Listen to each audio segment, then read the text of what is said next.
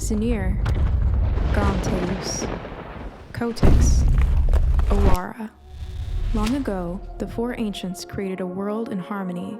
Then, everything changed when the chat amped magic.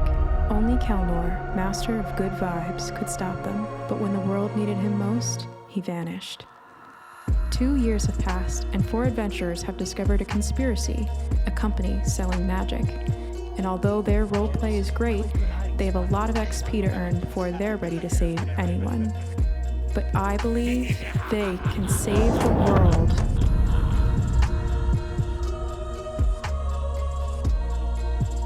So there is still, to the east, there's an exit away that West will guide you to. She leads you over. Okay, so their facility starts through here. This access way is a sort of lock. See how, and it's this big stone tunnel that's been carved into the edge of the lake. This is clearly intentional, unlike the rest of this cavern, which is naturally occurring, and they've just kind of like retrofitted stuff onto it. This was clearly dug intentionally. Square walls, perfect 90-degree angles. And it's 20 feet wide, and it stretches off into the distance. And about halfway down the tunnel, maybe 100 feet away from you, the floor becomes steel, and the walls become steel, and it's just a box of steel, basically. And at the end of it, there is an iron door with some glass panels inset at the top of it. There's also... So they've been doing something with machinery or artificing, or I don't know what they're doing, but they've been using the water from this lake to cool their equipment. I think that's somehow related. And so I've been able to get in at certain points, but not all of them. So if anyone wanted to, I could take them through the waterway, but I think you will have much more success at really understanding what's going on here if you go through this main access way. West. Ma'am. Yes? Sorry, Fox. I just... Do you know of a storage area around here, somewhere there where they might store excess stuff or have like some pretty tight security? I know of one. I have seen the label on the door, but can't get in myself because they don't water cool that room. But it's right next to the room that all of the water is used in. I don't know, the steam room, whatever you want to call it.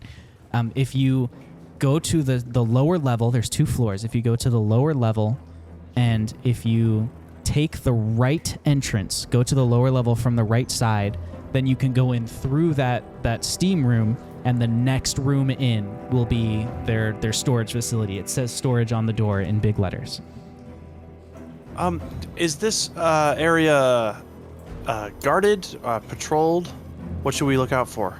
I have mostly seen workers in this area. I don't know which of them would be security or otherwise. They seem like mostly artificers. They all have, and she describes kind of a sigil that they've been wearing. It's the Edison logo on their jackets. They all have this logo on their jackets, and they carry around all sorts of tools and measuring instruments and things. I'm not sure that... Sorry, go ahead. I'm not sure that they are security forces. I think they are perhaps actual workers creating whatever it is that's supposed to be created here. Did Mollusk mention in the past that she thinks the Aboleth had been manipulating her into doing stuff for it? No. West. Mollusk had never mentioned that? No, she didn't. How are you getting out of here? How am I getting out? Yes. I hadn't totally worked that part out yet. Can Alan roll insight, thinking on like what Mollusk has said? And I don't know, is there any way that Alan can gain some insight on like whether Mollusk is playing them and is in on this too? Alan is confident that Mollusk is not playing you. Okay. If Edison is down here, it is probably without her knowledge, is Alan's. Okay. Hey, West, man, what if we like got a box and filled it with water and carried you out? That could work. I think it would be easier for me to try and get back into the Underdark.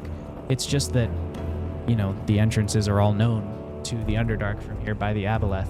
But I think if we make a big enough distraction and keep its attention, then I can get out that way and swim through the channels, through the Underdark and vanish into the distance. Perhaps we should attempt to destroy whatever machinery it's using to steam what it's doing. Wait. How are we going to meet up, though? How are we going to meet up again? Love finds a way, man. Shut up, Soft. Wait, what? If you can also get into the Underdark, have you traveled down there? I know it wasn't really your speed to do dangerous things before, but you know, there's. Never mind that. I don't know where it be. Just pick What a if- meeting place. There is a pool Fox, of do you know water her? due south of the city of Tumbleweb. It's in the overworld, not the Underdark. Meet me there in 4 days. And you're not. We It's not can gonna do be like that. last time, right? You mean when you left and didn't come to our meeting point? I will argue this later. Oof. West, stay safe. Right now, I'm still trying to get your ass out the door. Where? I look around, look everybody in the eye. We'll get out of here. We'll make a distraction. Okay. I think us stealing their stuff will be a big enough distraction. Oh. No, I believe we should make a bigger distraction. She We'll hands make us- a bigger distraction. She hands a scroll case to Shale and says, "Here's everything you asked for that I had the eyes to see." And Shale just tucks it away. All right. All right. We'll figure out this door. Let's go. I go straight ahead. Okay. Is the door locked? Don't you worry about that just yet. Oh. Oh no.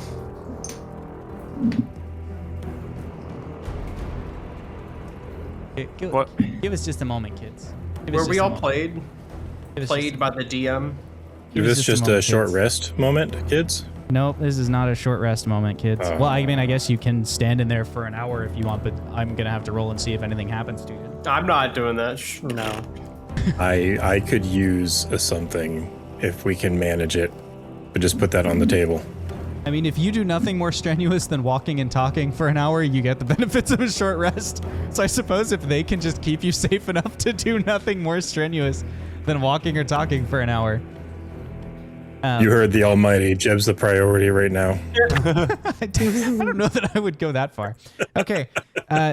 So you're at the end of this access way, and there's these big iron doors in front of you, 20 feet across, with these glass panels at the top of them. And through the glass panels, what you see is a big ol' wide room. And you see several artificers in that room standing at the north end of this room is just big floor-to-ceiling glass windows. And they're all kind of, heads leaned towards each other, taking notes on something. You can't hear anything, by the way. It appears like these doors are completely sound deadening.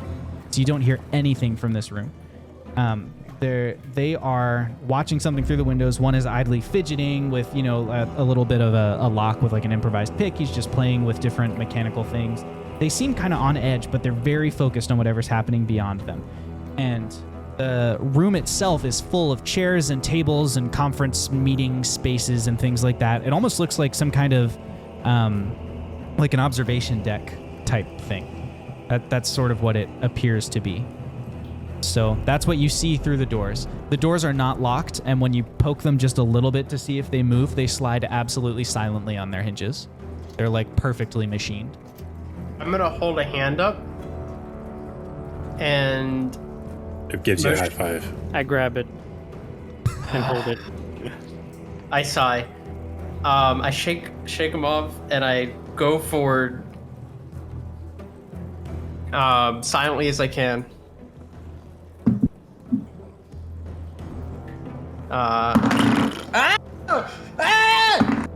Sorry, silently as I As can. silently as you can. Yeah. And that was a stealth check of Debatable. 13. Stealth check of what? Debatable. 13. 13. Okay. You go into the room with your stealth check of 13.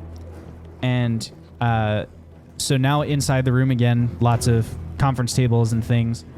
You kind of move through the doors and duck behind a table. Now that you're in the back right of the room, you can also see that there's a vent on the wall, like an air vent basically, leading out behind you. Is there a lab coat hung or something similar on one of these chairs? Let me see. Roll investigation. 17. Yes, there is a lab coat hung on a chair available to you. Okay. I'm going to.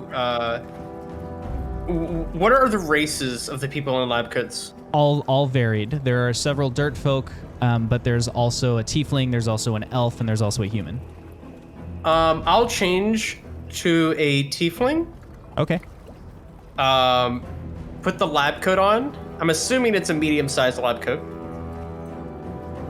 Yes. And I will then button it up to hide the fact I have nothing else underneath really that matches. And then make my way towards this door over here as silently as I can. What's everybody else doing, if you're doing anything? Alan is gonna stay back and watch what Fox is doing, like just seeing what the plan is. Yeah, Sure. Zopper's just going to observe and Yeah, wait for same. Fox to give the signal. Okay. I have rolled my advantage. Okay. I refuse to say what my first roll was, Okay. but I will say my second roll for stealth is a 22. That's a pretty good roll. So you are Thank you, advantage. walking by everybody, and they're so engrossed in their notes and their kind of conversations with each other. You can't see what's out the windows because you're focusing really hard on like head down, walk like you're supposed to be here, don't look around, don't take anything in because that's what a stranger would do. You walk over to this door. This door is like a solid oak door. It's like really nicely made. It's carved with fancy things in it. And it has a plaque inset into the door that says Command Center on it. Okay. I'm going to then rush as if though I came from the door and bump into Artificer 4 here and be like, help! I don't... Help with what? What's going on? I can't remember anything. You can't remember anything. What does that mean? What's your name? I don't know who I am. Deception. Maybe it's not deception because in his heart, does Fox really know who he is? That's a 13 again. Okay. He did a changeling on his brain and messed it up. So the second artificer runs over and goes, "Shoot, what were you working on? Does he have any notes? Do you have any notes on you? Are you carrying any papers? Maybe we can figure out which of the equipment went wrong." I shoved my hands in my pockets. Is there anything in my pockets of the lab coat? Let's see. I'm gonna roll a percentile die. Wash, you're gonna roll my over under, and Jake, you're gonna tell me if I need to be over or under. That's gonna Right decide now? if you get a boon or a bane. Yeah. He needs to be over. Okay. I rolled a 67. And I rolled a 52, so it's a bane. Dang it. I said the wrong thing.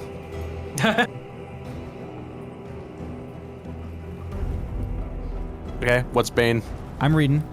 Okay. Chill, buddy. There's nothing in your lab coat pockets. You reach in and you pull out a wooden kind of ID badge looking thing with a different face on it from your own. Wait, okay. I know what's going to happen. My God, it changed who I am? Roll deception.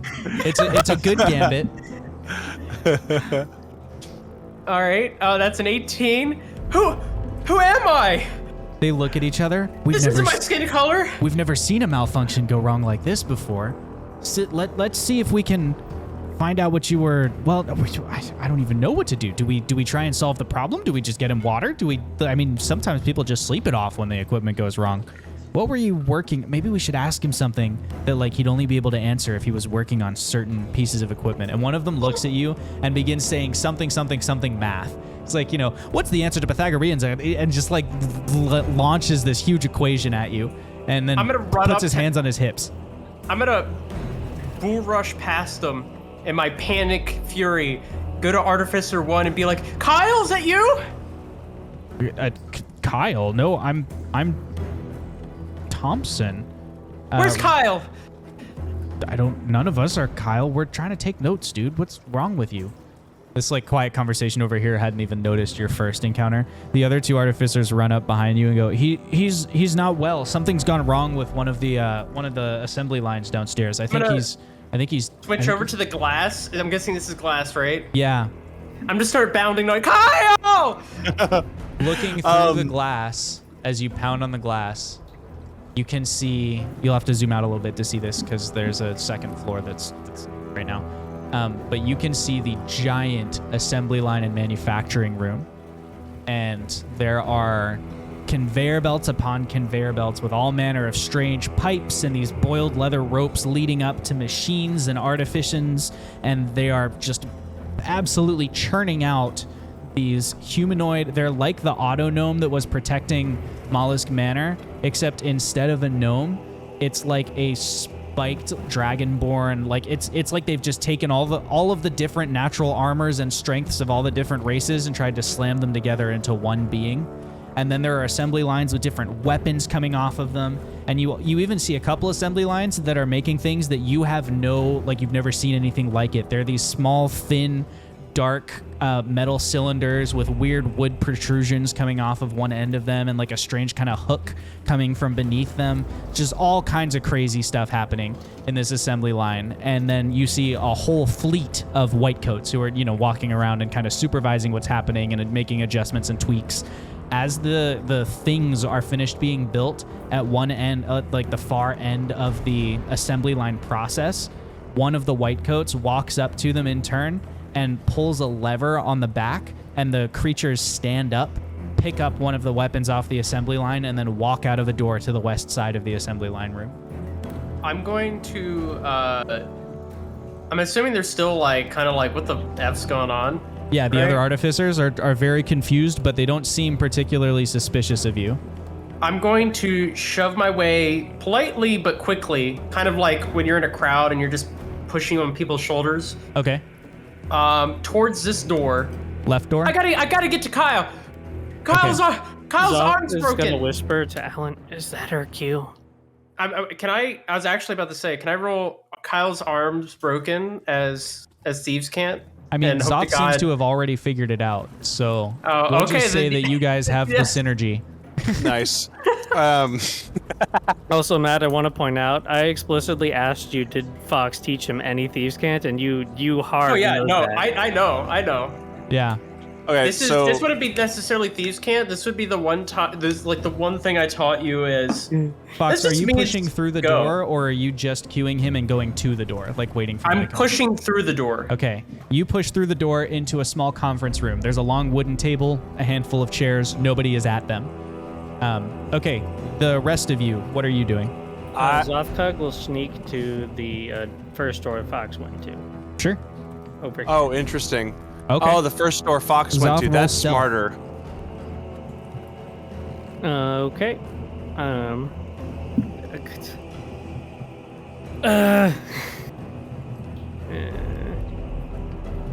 Not Operation Dragon all over again. I had Alan's gonna. disadvantage, so it was a 6. You had disadvantage. Yeah. Why? Armor?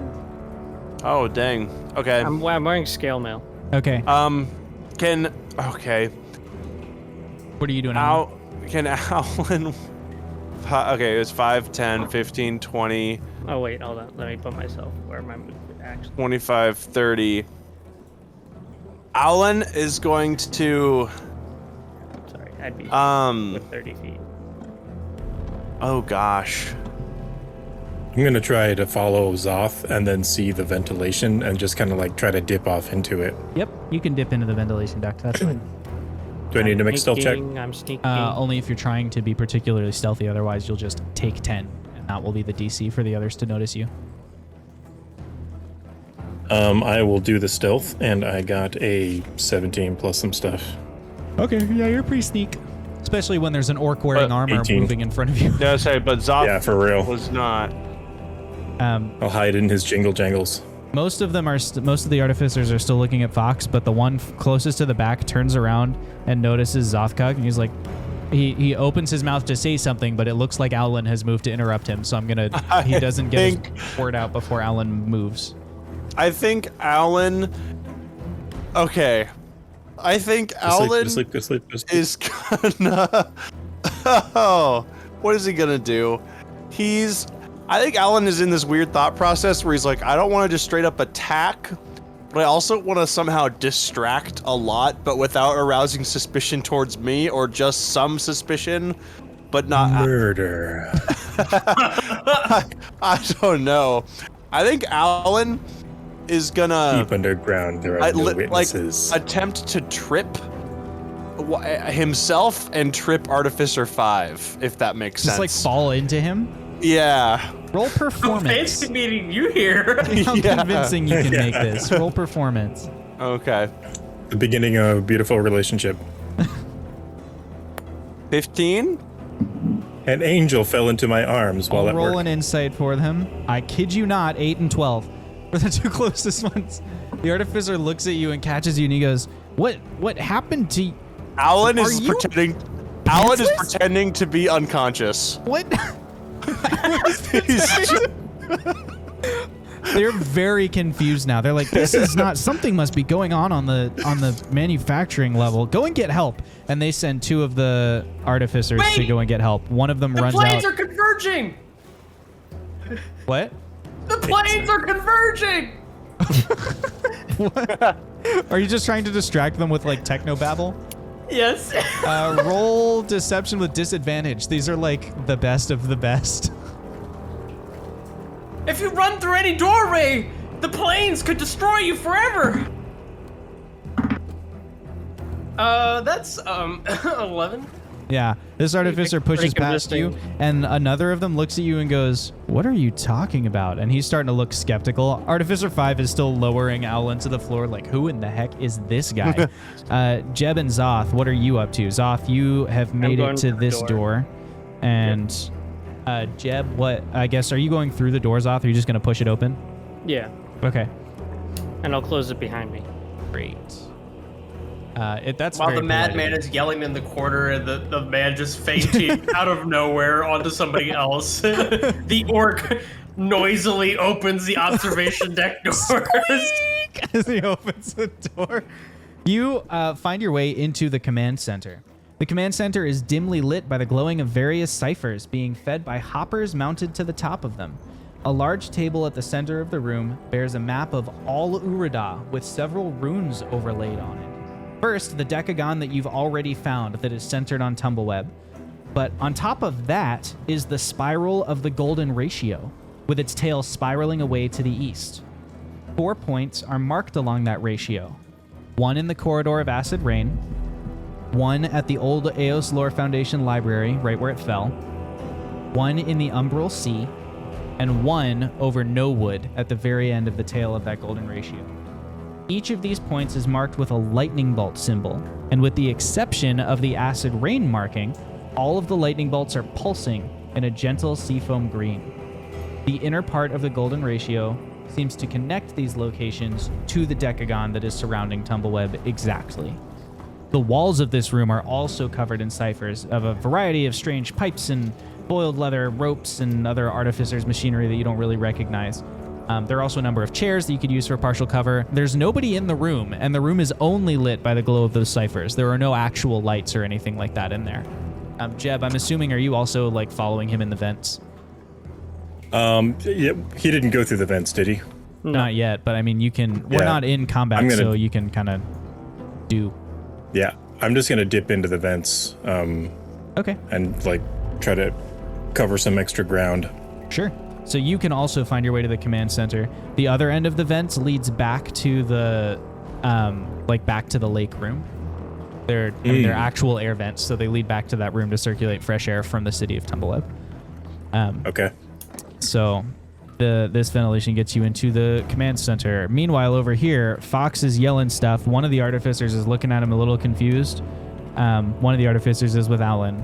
One of them has run off and gone through to the other side of the meeting room. All right, what are we doing here? Oh God, it's happening like I said it would. I'm gonna try to roll to redeceive as I shapeshift into a small minotaur. Okay. Roll deception. That is a 24. Oh, I'm not rolling for these guys with these dice anymore. Oh, look. No, keep doing it. They look more concerned, like, for your health now than they do that you're a liar. They kind of rush over towards you and go, he's changing again. I wonder if we can... Someone take some notes. And Artificer 5 begins taking notes, leaving Owlin unconscious on the floor, like, distracted by a science puzzle to solve. Like, runs over to take notes. okay. Kyle. Okay. Alan is gonna. Okay. Alan thinks he's reading this situation correctly. Alan's gonna slowly stand up, sneak his way behind Artificer 1, and take a swing, and just try to take him out. Okay. Are you using your great axe of giant slaying? Yeah. Yes. Okay. Go ahead and roll to hit. And then hopefully this means the rogue will get sneak attack when he's able to. Okay. Anyway.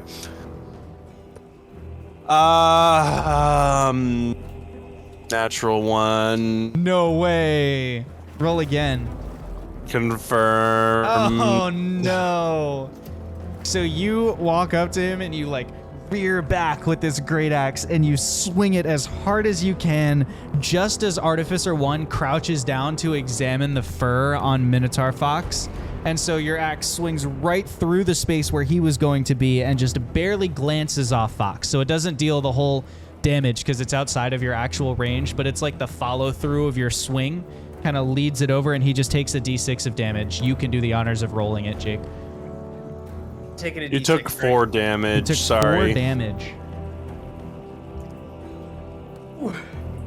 Another plane has crossed over, and he believes I'm a true Minotaur. These two artificers are like, we're gonna need to get security and run off. So Artificer 4 and 5 run away. Artificer 1 has fallen over on the ground and is like scampering backwards on hands and knees I'm away grabbing from his shoulder. Does it mean they get an attack of opportunity? him. Sure. Oh, God. Because they all ran away. No, because only one of them was actually here. The other two were next to Fox. Okay. All right, give me a second. Redo. Okay, 19. Okay, yeah, you hit him. That's 15 damage. He dies. Let's go. Generic white coat. He's a red shirt. Yep. Um, man, are you okay, seeing all you this? kill him. The others have all run off now. Oh, go ahead. What's our new plan? Hide the body, quick. Okay. I grab his lab coat. I take off mine. Put it on.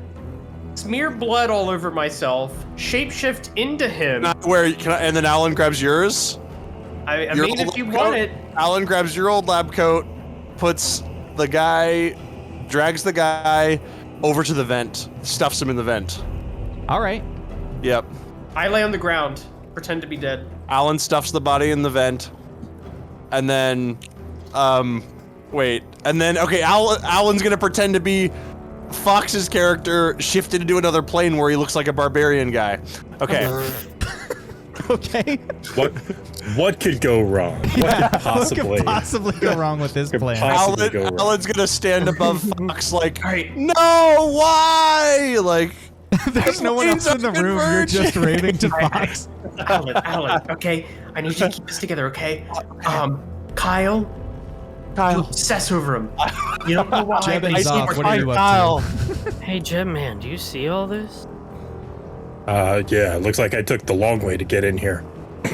Could I What's, roll Arcana on the runes around the room to see what they're doing? Can I assist him? Sure. Because I have bonkers arcana. I have bonkers Arcana too. I don't think your arcana is as bonkers as my bonkers arcana. Probably not. Probably not. That's okay.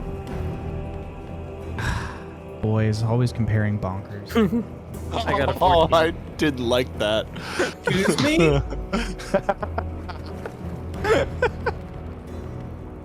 What was the roll? Small in stature. I rolled a 14. What did you roll, Jeb? I rolled a 13. Oh, okay. So you both did about the same as each other. They seem to be runes that are being used for command.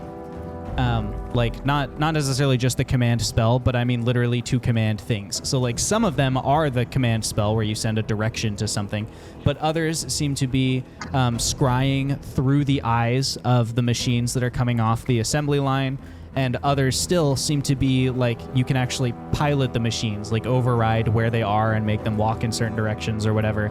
You don't know exactly how to make all of them function, but just kind of looking at them and trying to determine what they do, that's kind of the sense you get. You also get that some of them are actually receivers for alarm spells that are potentially long distances away. There's a probable connection between those and the lightning bolts on the main map in the middle of the room. And I try to disable the alarm sensors. Sure. Roll. How are you going to disable them? Well, what do they look like? Are these like consoles mounted to a table or to the floor? Yeah, they're mounted or to are the these wall. devices? They're consoles that are wall? mounted to the wall, and they have, you know, little bulbs on them that can glow different colors, and they have kind of buttons and things.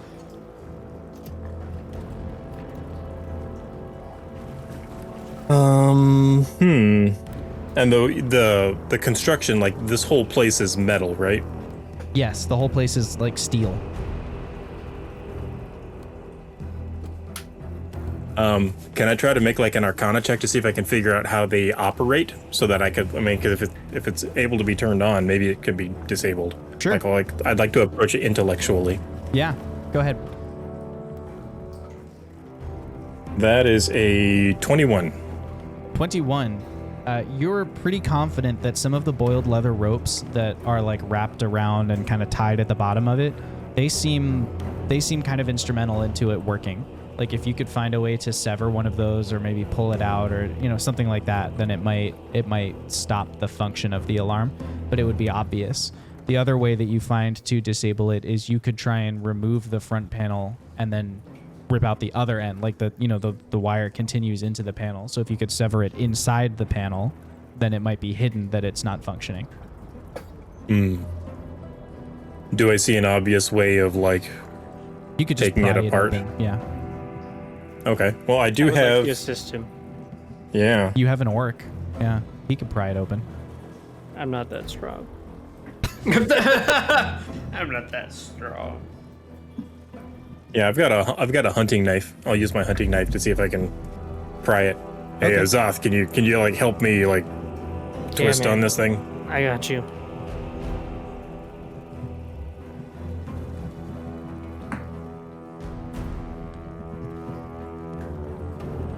I guess that's like an athletic. Well, he's not trained in athletics. That's just a 12 for me. Oh, it's strength, right? Yeah. 12 for me too. Okay. You are together able to pry the panel off of the wall, and then suddenly a wailing, caterwauling alarm goes off throughout the center, reverberating off of all of the steel walls. Fox and Owlin, you also hear the same alarm kind of reverberating around and shrieking, and through the windows you can see that the assembly lines, while they're still moving, now the machines at the end of the assembly line are taking their weapons, and instead of going where the others went, they're like walking towards like the floor beneath you. You know, like they go out of dang. sight and beneath you. They are beneath me. Well, I think that was wrong. So I'm just gonna reach in there and like cut as many of the leather rope things as I can. Sure. Just gonna like jangle it up in there and mess up as much as I can. Yeah. You do that. Jeb man, can you give me some paper? Sure. Here. I'm gonna quickly, while Jeb's doing whatever he's doing, try and copy as much of the map as I can, specifically like the symbols and the golden ratio spiral. Cool. Roll, I don't know, something dex based. Sleight of X hand. based. Yeah, to see how accurately he can copy a map. Oh, That would be like, I would normally make it sleight of hand, but I don't think he's trained in sleight of hand. So I'm not. You just roll dex. okay. While he's doing that, can I try to Ooh, natural assume 20. control? Yo, Nice. these You get a automatons? perfect copy of that map. Sorry, tell me again what you wanted to do, Wash. No, you're fine. Can I try to grab one of the devices and assume control of one of these automatons? Sure. That's just gonna be. You just roll Arcana for that. Use Arcana, just straight Arcana. You don't need to disadvantage or anything like that. That is a 23. Yeah, you're able to figure out what the buttons do reasonably well. I'm going to give it a 20% chance that it does a different command than you expect. Like the same thing, but a different command. So if you say go forward, it might go left or whatever, something like that, you know? But otherwise, yes, you're in control. Is the one that I'm control of, like, in here, in this facility? Yeah, it's in the facility. You can see that it is in it's in a storage room with a bunch of other automatons. Like it's almost like if you've seen the Clone Wars where they're like all folded up in the ship. It's like one of those. So when I look through its eyes, because I can like look through its Yep. eyes, right? You're looking through its eyes. I can see the storage room. You only see rows and rows of these automatons. Several Okay, hundred. so I don't know if maybe. it's the storage room. Right. It could just be like a hangar bay. Okay. Does it appear to have one of those weapons? Yes. I'm going to tell it to use one of those weapons on one of the automatons in front of it. Okay. It raises up one of those thin cylinder things and it racks it with something underneath. And then you see like a small explosion puff out the front of it. And I mean, it's a shotgun. So a literal slug smashes into the back of the automaton in front of it. And it teeters back and forth. And, you know, there's exposed wiring and all sorts of stuff going wrong with this automaton. But I mean, it's deactivated at the moment, so it doesn't seem to have actually done anything or reacted at all. Does it look like any alarms in the storage facility have gone off? Not any more than anywhere else. Like you can't hear through its ears, so you don't like. But there's no light or anything. There's no flashing red light or anything like that. There's just the caterwauling charm. Let's jump back over to Fox and Alan while Jeb explores his new toy. Fox and Alan, what are you up to? Have there been? Alan? Yeah. Yes. I'm gonna need you to trust me. Okay. Go up against the glass. Alan goes up against the glass. Oh dear. I use go get him and entangle him with the rope. Okay. Okay. Alan, you're restrained. The rope is wrapped around you. I don't understand. Just What? play along. Okay. You're confused. You don't know what's happening. And as far as they know, you're safe because I have you trapped. I'm gonna crawl to this wall and lean up against it, like I'm barely alive. Okay. And holding the thing in my hand. Okay. When you get the signal, we're gonna break all hell loose. As we attempted to last time, but didn't quite. I understand. Yes. We wait and intercept those who come. Sounds good. The door. I have no idea that there's a door on the other side of the command center, which is great, but The door slams open, and 3 private security goons TM run into the room. And at the same time as that door slams open, the one on the other end of the room also opens, and 2 more private security goons TM rush into the observation deck. here. They turn and look at you as you cough, while one of them rushes over to Alan, who is restrained, and they're kind of like clearing and securing the room. Is basically the Right. Well, Alan's like pretending to like flail against the restraints and be like, "I'll kill you! I'll kill you! I'll kill you!" The one who is kind of securing you reaches down and kicks you with a hearty combat boot for 1 point of damage. Let's go. Keep it down. Be careful. He's The other one comes. not of yeah. his right mind. What happened up here? I don't know. Some madman came in here. So- The planes are about- converging. Is this what set off the alarm? Like, I why were think we so. called here? There's a He's screaming about planes converging. The planes are converging. Help me find Dylan. Where's Dylan? What does that even? Who's Dylan? What does that I don't even know. mean? I think he's from another dimension. At the same time, 2 private security goons TM bust into the command center, having finished clearing the room where you 3 are. And Zoth and Jeb, you turn around on the wall and see them just as they see you with the panel. I guess you finished at the panel, so you probably closed it when you were done, right? So they see you piloting one of the things, little dirt folk dude, and they see Zothkug next to you. What are you doing in here? Are you authorized for this? Let us see your clearance. And they immediately like kind of take ready positions and look towards you. Here's my clearance. Punches him in the face. So I'm gonna cast command at 2nd level, which allows me to use it on a second person, and I'm going to tell them to flee. Okay, what's their DC? DC is 16. And what are they rolling against? Like what's We got advantage on Zoth. Oh, I have advantage. Well, this doesn't apply. Advantage doesn't apply to this.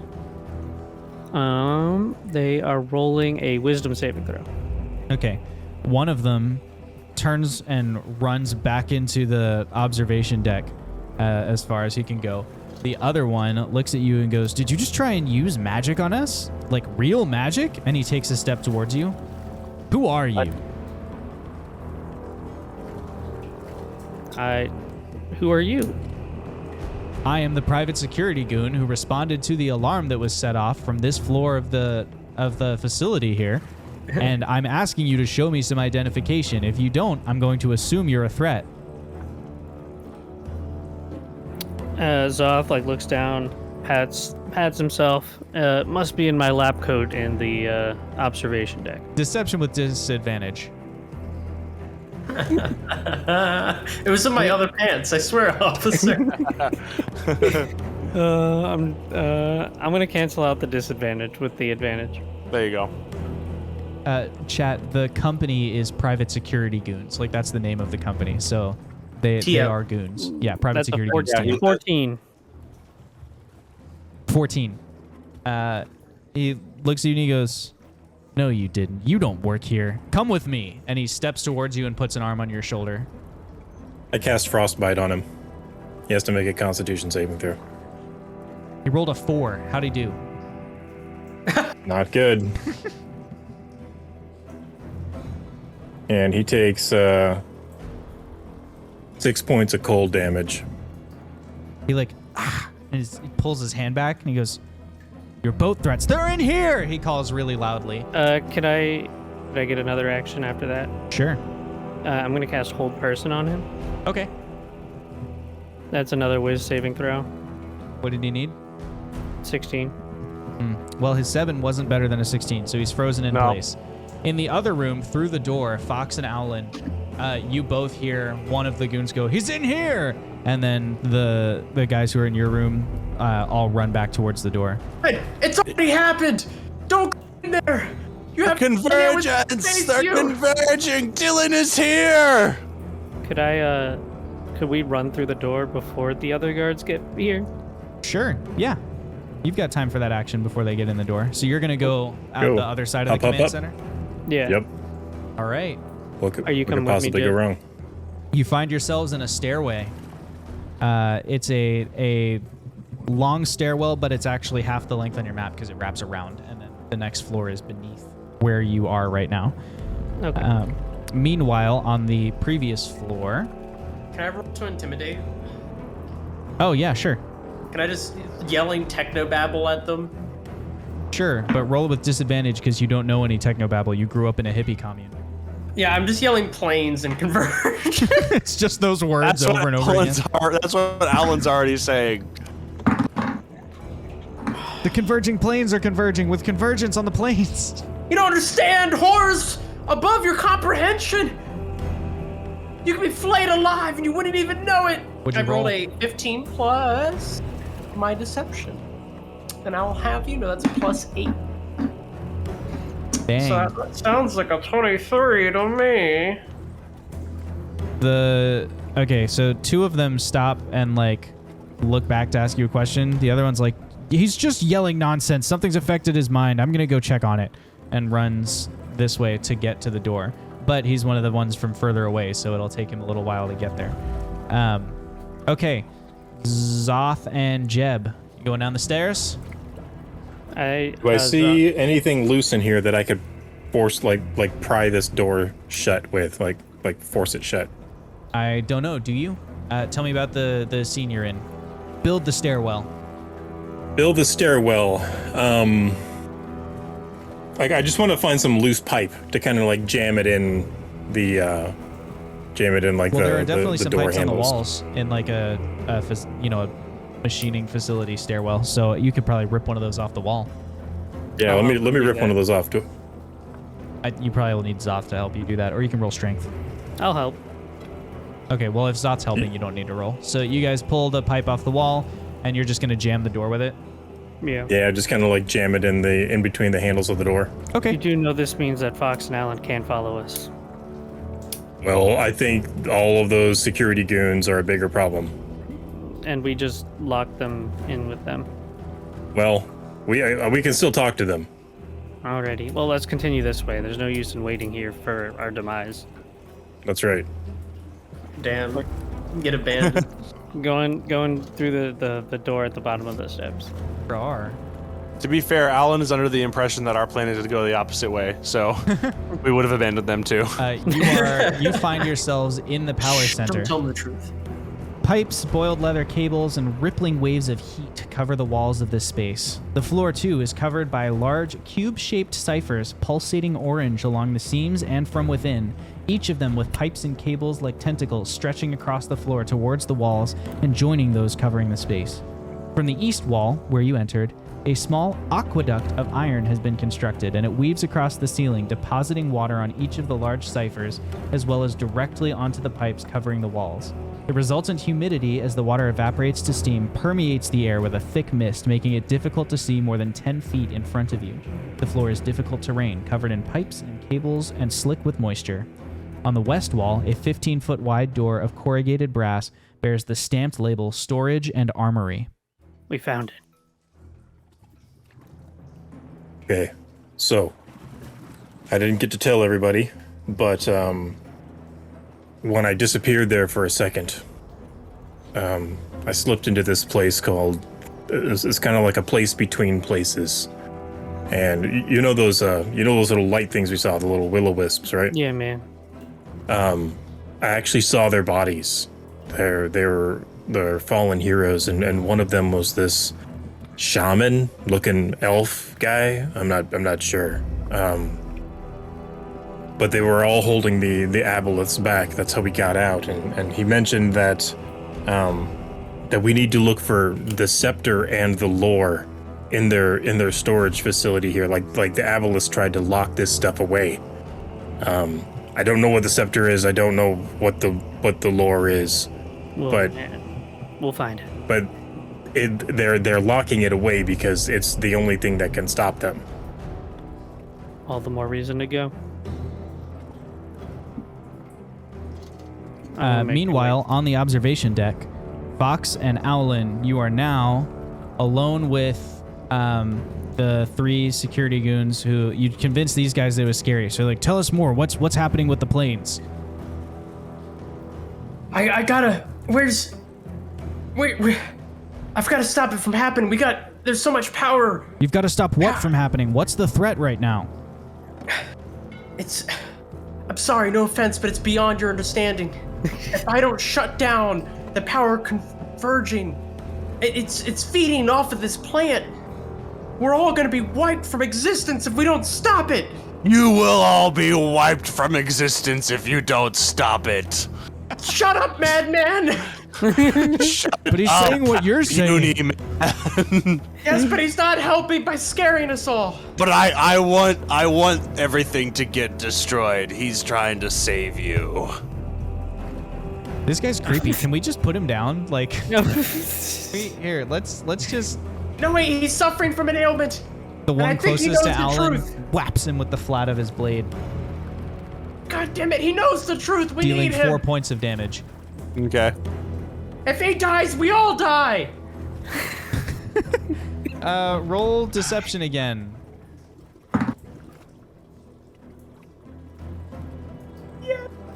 Was that a nat 20? I can neither confirm nor deny these reports of a nat 20, but all I can tell you is that the effects of a nat 20 have been rolled. They immediately like take a step back. What? How is he the key? What do we do? What do we need to do? I'm thinking. I'm buying time here.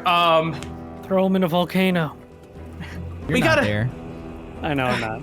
I just thought it was a funny line. We need to know what to shut down.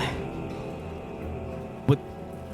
So you don't know what to shut down? I thought you just said you The understood this only problem. way to stop it is He to knows. shut down God the damn it, he entire knows. assembly line.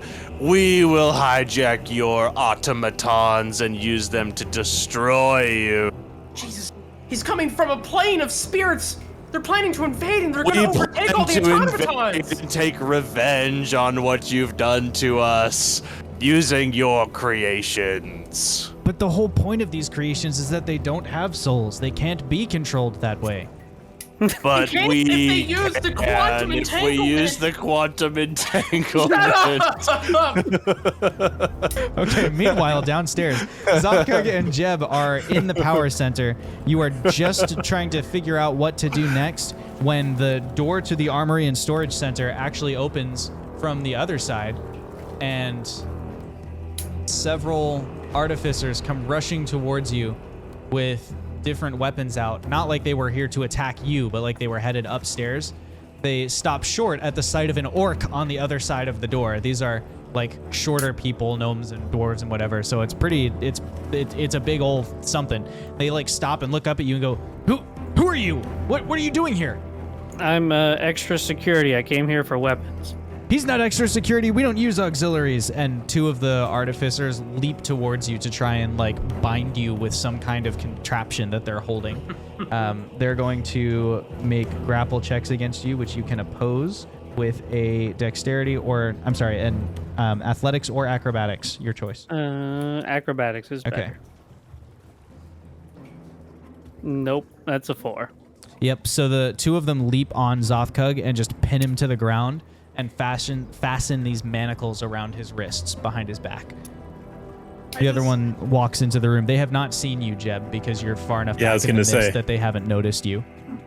But I probably just now barely see the two jump out. Well, and you heard the commotion, so you know that something's happening.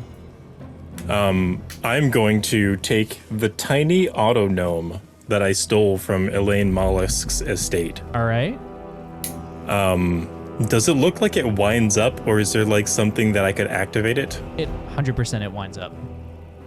Okay, so I wind it up, Okay. and I'm just gonna toss it out there next to him, and then I'm going to cast Prestidigitation to make the sound of this creepy laughing child coming from it. You have no idea how great this connection was. I completely forgot you had this item. So you wind it up by twisting its arm, like its right hand, its throwing arm around, and then you toss it, and as you release the wound arm, the arm whizzes back in the other direction, and it expands to size large, and then throws its hand forwards as an attack.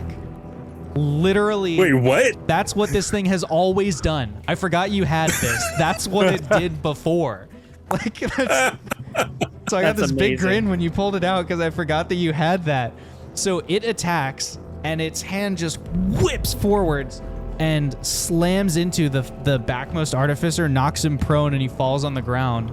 It also has become size category large and then topples over onto the one closest to you and like pins him to the ground. So there's only one artificer left who is like awake and conscious and knows what's going on and isn't pinned. He jumps to his feet looking around, but he's more than 10 feet from you, so he can't see you through the mist. I'm going to slowly walk towards him with my blunderbuss pointed directly at his head, Okay. and I'm going to say, drop everything and run. Is that a command spell I'm or gonna just try it. intimidation? I'm just going to try and intimidate him. With because like advantage. all of this stuff went down, and he's probably never seen a blunderbuss, but he's probably seen one of these shotguns. Yeah. and it kind of looks similar. Yeah, intimidation with advantage. Whew. That is a 15. 15, he flees. He out. I love that as a season finale we got to have Chekhov's auto-gnome. As you do that and he runs, you hear a voice in the back of your head, not the growly, horrifying Aboleth's voice, but instead the reassuring, somewhat frantic, but very competent voice of Elaine Mollusk. Wow, I picked a great time to check in. You must have stolen that from my downstairs. Anyway, I was looking through your eyes because that's what I've been doing for a while now, and I can't help but notice that you're standing in a room full of machinery and artifice, and I just think that it would be great if we somehow diverted all that flow of water. I think it'd be really fun to see what happened if these things weren't cooled down. Not that I know anything about them, but I just feel like it would be really interesting to explore the possibilities of not cooling whatever these things are generating all this heat. Do you think there's a way we could do that? There is, and I did steal your auto-gnome, and I don't regret it. And we're gonna see what we can do. It was just a prototype. You should see the manufacturing models. I would like to. And then we'll jump back to Fox and Owlin, who Quick. are, I guess, just screaming frantically at these security guards. We're finally like, all right, we're gonna need to take this to higher authority here. Go and get Mavira, and one of them runs out of the room. You gotta carry me to the command center to end this. The command center? Why do we have to carry you? You're not bound. I'm do you see the state I'm in? I'm covered in blood. Whatever. From the dead One of man them I'm picks you up pretending to be. like light as air, just picks you up and wanders you over to the observation deck. What should we do with the madman? He's restrained as he is. Madman and I am restrained. Wait, it's the planes. They're The planes. Okay, so they're gonna leave him there then and go with you. wait. They're converging on the rope. Wait, and I point at the other guard. They're gonna get him. What are you talking about? What do you want me to actually do? The rope untangles them because I called out the keyword. Oh, okay. And it wraps around the guard patrolling Owlin. It's possessed the rope. What's happening? And Alan will immediately dart to the meeting room to see what's going on in that room. Okay. You dart into the meeting room and find it the empty. guy who was carrying me dropped me. Yeah, he put you down in order to. I collapsed to the floor. What's up?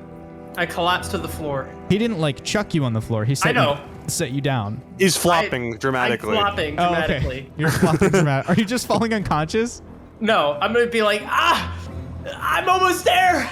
I can stop all of this. He finally turns back to you and goes, "Go and get the madman!" And then he comes back and grabs you and carries you into the command center. All right. Yeah. When Alan sees that the meeting room's empty, can he dash into the next room to the left? He sure can. Have a look in the next room to the left, shall we? Behind door number 4. You're gonna run into Mavir. Oh shoot! The upstairs barracks where the various people who live here make their residence. Cots lining the walls, different, just general personal supplies, sinks and whatnot. And piled up at the door, stacked up, a pile of artificers who are all holding different weapons or gadgets in their hands. And behind them, a sadly recognizable drow warrior woman with teal eyes and purple hair. It is Mavira. Her 2 swords are currently sheathed over her back, but as she sees you and locks eyes with you, she reaches up and grabs the hilt of each sword, and both hilts begin flaring with elemental energy. The one in her left hand begins shedding ice and snow, and the one in her right hand begins spitting fire.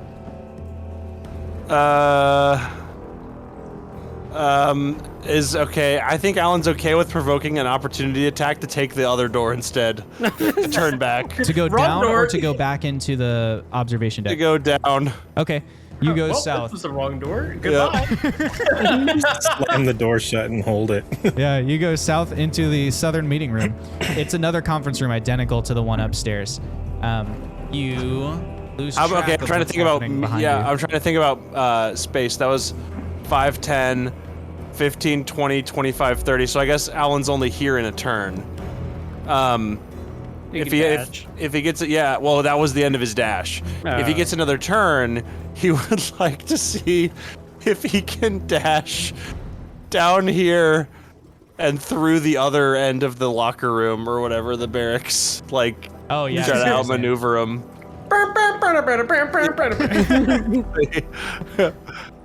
Okay. If he can get a chance to do that. Okay. 15. Well, yeah, we'll come there in a second. Okay. So while Alan is attempting to maneuver his way around them, we will come back over here and let's check in with Fox in the command center. Damn it, what would the madman have done to do all this? You swear you hear off in the distance, I am a madman! Quickly, I'm gonna try to just... Does anything look remotely recognizable to a layman? I mean, you see a map of Urida with some weird sigils and runes and stuff drawn on it. And then you see there's some different scrying stuff. So you're looking through basically cameras. Like you can't really tell anything about them other than you're looking at all these different scenes. There are some levers and buttons and things on the wall. You have really no idea what any of them do. I look at the map and I huddle over the map and Okay. start pointing at random symbols and stuff like, yes, no, if this is the effect we're having, then... Oh, God. As a reminder, it's a map of all Urida with the decagon that you already found around Tumbleweb, and on top of that, the golden ratio with the tail spiraling away to the east. 4 points are marked along the ratio, one in the corridor of Acid Rain, one where the old ALF library fell, one in the Umbral Sea, and one over the city of Nowood. These points are each marked with a lightning bolt symbol, and with the exception of the Acid Rain marking, the lightning bolts are pulsing a gentle seafoam green. Is there a The inner part lightning of the- bolt anywhere in this room? Nope. I That's just where the point at a avatars random are. lever and tell the closest goon, quick, pull that lever! Okay, he's gonna run over and pull. You just picked a lever at random? Yeah, and I'm like, you, press that button! Okay. And I'm just gonna start yelling random buttons and levers at random goons to keep them preoccupied. All and right, I'm trying I'm to gonna rapid start fire. rolling percentile to see if boons or banes appear for everybody else based on all these buttons you're having people hit. That's the way we're gonna work this out. Fair enough. Okay, let's jump down to the power center. Jebediah has made the one person flee. There's an artificer trapped under a giant autognome, and then there's someone else unconscious in the armory just through the garage door, and Zothkug is laying on the ground manacled. I want to try and I'm gonna like see if I can get the keys to the manacles off of that Yep, one of them is artificer wearing the guy. keys. Yeah, gonna grab the keys and unlock the manacles from Zoth, Thanks, man. and then I want to cast message and try to point it towards where maybe Owlin is. Okay. He is within range, but Jeb wouldn't know that. But Jeb's just like, pointing off in the distance, and he's Up like, and away. yeah, he's like, hey, Owlin, we went through the command center and down the stairs, and we found the power center where we are now, and then we found the storage area that we need to get to. How you doing? How's things going on your end? Roll a d20. If you roll above a 5, you're pointing in the right direction. Because Alan's just kind of lateral. I rolled a 3. Oh, No. Okay. So then that message doesn't make it to Alan. So you Does get that- nothing back. Well, Zoth, I'm not getting any message back from them. They may have moved on, or something might be wrong. All right, let's quickly search this and figure out everything else. Okay. I take the manacles and I clip them onto the guy on the floor. Okay. Yep. He And then manacled. can I like tell the auto gnome to be like, hey, follow me? No, it only did like the one action, and now it's like a statue. Oh. So, but it's still big. Yeah, it's still big. It's just like a big statue without one arm because it flung its one arm at the other dude. I gotcha. Like I said, it was a prototype. Elaine's voice says in the back of your head. No, I'm that gonna makes sense. Start searching for a scepter. Okay, yeah. So you I begin will searching assist. through the armory and storage center. The storage room is massive, with great shelves stretching high to the ceiling and laid out with only the barest amount of walking space between. They form this maze of corridors, and the empty spaces make for great potential hiding spots. Along the back wall are racks of strange equipment that you've not seen before, like the thin metal cylinders about the size and length of rods or bow staves, but with strange protrusions of wood from one end and odd tiny hooks extending from beneath those protrusions. All manners of tools and hardware fill boxes scattered to the floor and on the shelves. Any material you can imagine, they seem to have it here in the storage facility and the armory, as well as a number of short swords, daggers, and other small arms, things like that. However, at the back of the armory, basically like centered into the south, at the back of the armory, you find a massive vault with a rod breaking an anvil inscribed on it. And on a pedestal in the center of that vault room, there is a scepter of frosted iron, 1 shin long and a few inches in diameter. The head and tail of the scepter both appear to have a slot meant to connect to something else, though you can't see anything here that they would connect to.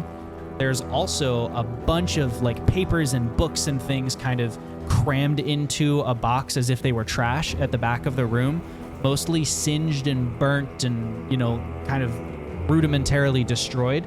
However, on one of them, you are able to see it's, you know, the edges are burned and it's worn, but there's still some readable parts. And you see a sermon of Dicey's, the Gomteun Sage, and then the title underneath it, The Rod of 7 Parts. Sounds useful. And that this one is intact enough to read, but long enough that I'm not going to read it to you right now. Okay. But we will, in an epilogue, if you survive your way out of here, we'll read the sermon of Dicey's. Could I take it with me? Yeah, sure. Oh, I will store it for later. Okay. The rod doesn't move when you reach up to grab it. Which of you is going to attempt to seize the rod? No, Zoth will try first. Okay. What is your Favorite color? no? What is your intelligence score? 15. Okay.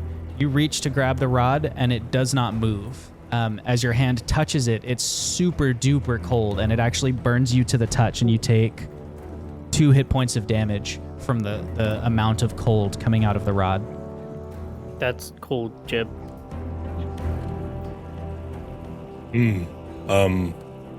Well, you know, I cast icy magic sometimes. Yeah, maybe you could try. So I'm gonna like pull my sleeve down and wrap it around my hand a little bit and try to. What's your grab onto intelligence it score? 16. Roll an intelligence save. Ooh. DC to beat is 12. I'm not fudging my numbers here. I rolled an 11, and I have a +3. Yeah. Heyo. You are able to lift the scepter of frosted iron, and as soon as you do, you feel like you became more intelligent in a rational sort of sense. Like you feel the ability to fit puzzle pieces together sort of growing within you. And you feel like if there were some way to like channel or kind of attune yourself to this scepter, you might be able to tap into that new power that you're feeling.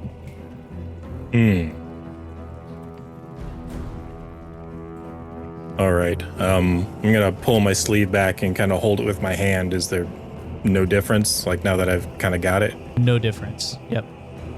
it doesn't seem very cold to me. I don't know what's going on with that, but I mean, Good to job, be fair, man. it's chilled. It's just not damaging. oh, gotcha. Yeah, it's a little chilly. I don't know. It's kind of weird. I feel like I need to sit down with it and kind of study it a little bit more. But yeah, no, absolutely. I wasn't saying now, but like if the Abelisks care so much about this thing to lock it away, we definitely need to keep it on the DL. I'm gonna put it in like inside my coat and like slip it down in my belt. Okay. Meanwhile, keep it- upstairs, dun, dun, dun, dun, dun, dun, dun, dun, dun, dun, Yeah, dun, okay. as you tuck it away, Alan, you are trying to flee back into the barracks, right? Trying to like Yep. loop around your pursuers. Yep. Okay. He's just gashing. 10 is where he's at right now. 10 Moment feet. of truth. Let's go. Oh my goodness. Alan's gonna 15, rush into- 20, 25, 30, 35, 40, 45. Open the door. He's gonna dash the whole way into the stairs. The whole switcheroo. 50 or 60. All right, 60 feet of dash, and he is gone. As behind you, you lose track of what exactly is happening. In fact, we've also lost track of the observation deck now that nobody's over there. So Owlin is in the stairs now. Let's jump over to Fox in the command center. Fox, you're still yelling random orders? I'm gonna be like, we've got to divert power. Where's the power room? It's downstairs. Don't you know that? Don't you work here? It's getting in my head. I gotta figure this out before it drives me crazy. I'm gonna roll to see if you get any boons or banes.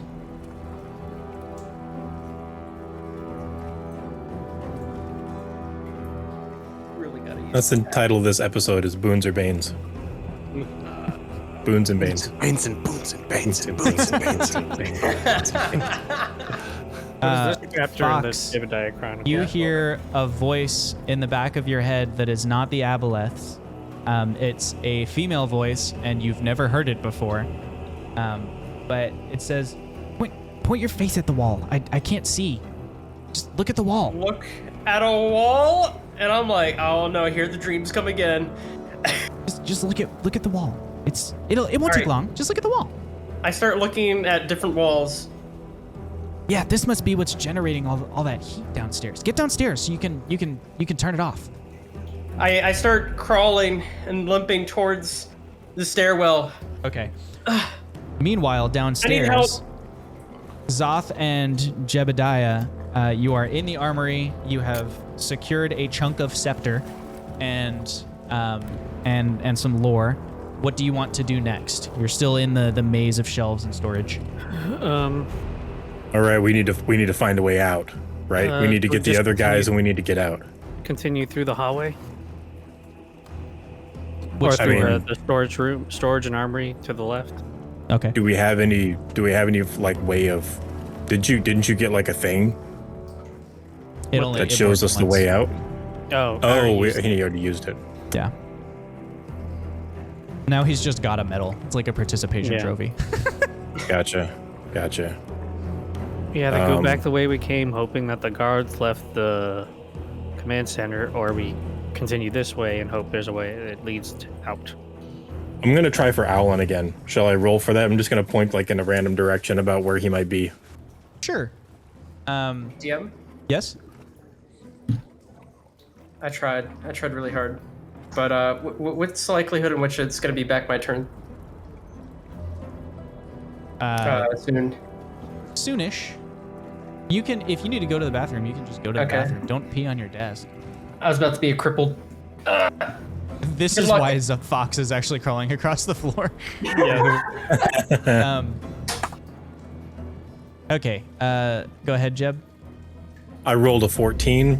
Yep. You were able to direct your message to Owlin. Yo, Alan. what did you say? Owlin, we went down the stairs through the power center. We're in some storage area. We found the stuff that the Aboleths were hiding, and we're getting out. We need to get out. We got the stuff we need to get out. Where are you? I am on the opposite stairs. I am currently on the stairs heading downstairs. The opposite side of the facility from you. Are you going back where you came? To exit? We've Seems left. to- I'm gonna cast it again, and I'm gonna say we left a bunch of destruction behind us. We need to mess up the power center before we leave, but we need to secure a route out first. Is Fox with you? No, I am actually not sure where Fox is. He is the guards are currently under the impression that he's a deranged former employee, so I think he may be okay for now. Owlin, you begin to hear footsteps pounding at the top, not in the stairwell, but like at the door at the top of the stairs. You can now hear running back in that barracks room. Can Alan move again? Yeah, I mean, you're just talking. Okay. Talking's a free action, so you can still Okay. be moving. I'm just telling you so you understand the Okay, time he's passage. gonna try to turn the corner on these stairs. My way is not clear to exit. I'm being followed. Okay. I don't know where you are. DM. Yeah. It might take a little bit of time, but with the message spell, I kind of point the direction that I want to shoot this, like the spell where they are. Right. Could I like cast it like 3 or 4 times and try to triangulate where Owlin is? Like, oh nope, he's not over here. It didn't go there. Oh, he's not that far. Oh, he's not up. You know, can I like try to pick a direction? You could, but like triangulate It where would he take is? multiple turns. You so I would could, but think. instead of doing that, you could just hear Elaine's voice in the back of your head as she has been scrying on all of you. You hear her say, what does Alan look like? Yeah, big guy, a jaw that can change the world, glowing blue, like glowing yellow hair, and muscles that make anybody weep with Is he happiness. the one who was at the wine party with you? Yes. Yeah, he threw up on the steps. I've got a sample. And she just like uses the sample to scry on him. Dang. Yeah, okay. He's in a stairwell. Alan is also hoping to continue to dash. Yeah. Like through this door. He's in a stairwell that looks to be on the shoot. opposite side of the facility from you. So if it's a mirror from you, you should be able to just keep going straight and eventually you'll meet up with him, right? Oh, actually, never mind. He's surrounded by bad guys. You probably don't want to go that way. Fox will be down shortly, by the way. I'm sending him. Okay, Zoth. I just talked to Owlin. He's on the other side of that door, and there's a bunch of bad stuff, according to Elaine, who's been talking in my head. Creepy, but useful. She said that Fox is also on his way down, although it's a little weird where he's at. And I think the big thing right now is we need to figure out how to blow up that power center, like how to stop the water, Alright. so that power stuff overheats. Well, Do you have anything we could do? It's going through like a metal channel. I've got some ice, like I could ice Could up the I- water and. could I roll Arcana for the runes to figure out what they do The runes. in the power center Sure. that are being cooled? Yeah, roll Arcana. Oh, dumb dice. I got a 7. Yeah, you are not able to figure out what they do. While you're thinking about your next move, Alan, you dash into the Research and Development Center. A bunch of artificers at a long table working with different blueprints and tools and machines. But there are 4 private security goons, TM, securing the room who are just standing at attention. And as soon as you burst into the room, each of them snaps into a ready stance and holds up a crossbow. And they all just say, "Halt where you are."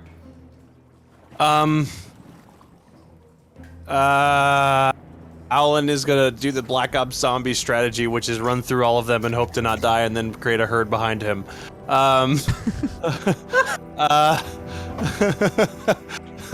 Jeb approves of this plan. Yeah. So this is, I think, 25, 30, 35, 40, 45, 50, 55, 60. He's okay with provoking these 2 attacks of opportunity. Okay. From the white coats. Though he doesn't think the white coats aren't armed, I don't think. So he's Yeah, the white like, I coats don't know, aren't I'll get armed. punched. But you are provoking the triggered attacks of the people as you move through their sight lines. So 2 of them got sight lines on you as you moved there. So they're going to Oh, each no. fire their crossbows at you. Oh no. That's the thing about ranged weapons. Yeah. Okay, one of them rolls a 10 and misses. One of them rolls an 18 on the die. That hits. So that crossbow bolt hits you, and it deals 7 points of damage as a crossbow bolt thuds into your That's shoulder. a lot for a crossbow, I feel like. It is. Dang. Okay.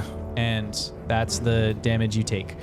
We'll You're cut right. back over here to Fox, who is in the command center, and Elaine has left your head. Okay. I can't get this door open. Guy, One of the somebody security help! goons opens the door for you. It's Is it- locked. Oh, that's right. It's Bard. like Bard. I forgot about that. He tries to Yeah. open the door for you, and it won't open. He's like, What is happening to this door? There's not a lock on these doors." He begins We don't have a lot of time. pulling and yank. Finally, he just steps back and he tries to slam the door down.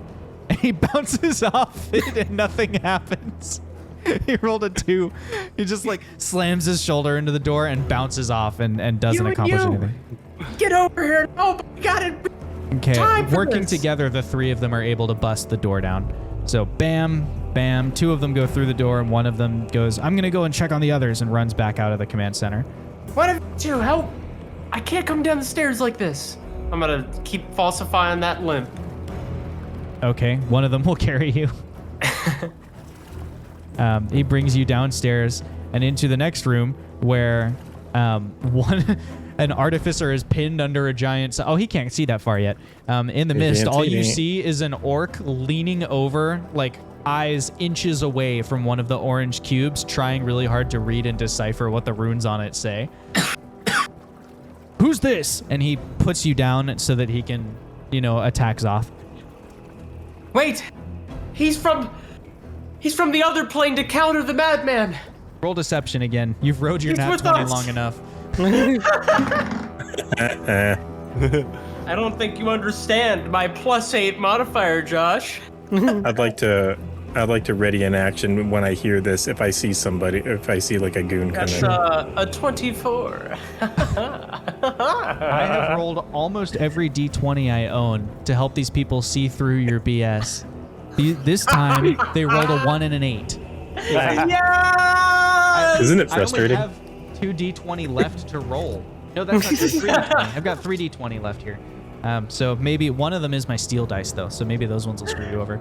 Okay, so you continue convincing them that this orc is important. Okay, what do we need to do? All right. We're at the power. We're at convergence. I start just rumbling and looking at things pointedly, hoping the voice in my head comes back. The voice in your head doesn't come back. You hear Elaine in the back of your head, Jeb, go, this is kind of funny. I think he's waiting for me to give him tips. Green one. Do you know how to stop the madman? Who are you pointing to? The green one in this room. Zoth is gray. The gray one? I'm not green. Oh, that's right. Sorry, I saw the gray out. I haven't been green since like session 2. I saw the green and I thought you got... You saw the background color and thought, surely that is his skin. I'm embarrassed. I'm losing it. It's a madness in my head. That's the planes converging. The gray one. Which also starts with a G, which explains why I obviously thought green. Yes. Do you know how to stop the madman? We gotta divert the water. Above you, you hear a small cough in the aqueduct. Jeb, you look up, and West is poking her head over the edge. She goes, "Can I borrow that?" She points at the shotgun. Who has a shotgun? The pinned guy on the ground does. Oh yeah, Jeb grabs it and tosses it up to her. She catches it and goes, "Thank you." And then her head disappears back into the aqueduct. Carry on, Fox. Gray one. All right, let's diverge the water. I start. We can't. This stuff will overheat. The whole. You're gonna stall the assembly lines. What do you know, goon?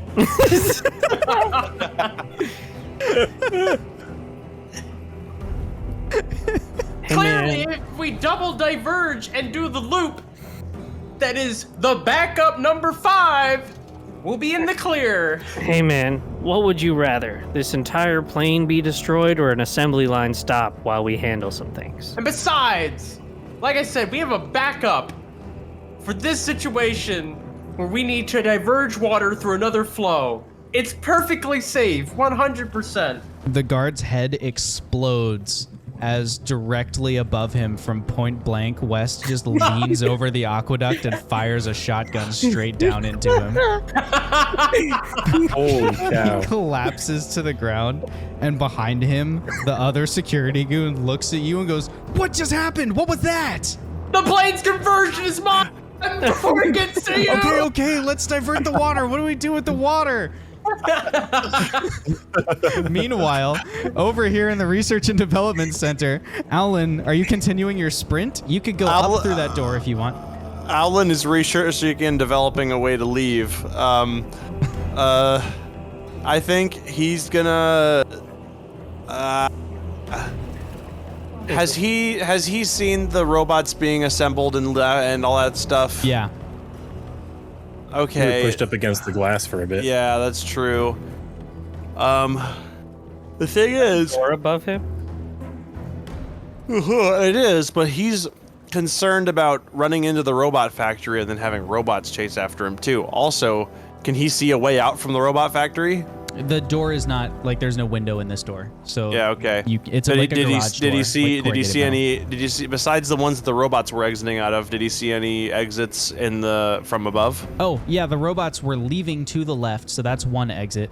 And then Uh-huh. there was a big corrugated metal, like garage door type thing at like the far corner of it on the west side. And that's still the left? Yeah. Okay. Actually, well, his original plan was, He had a plan.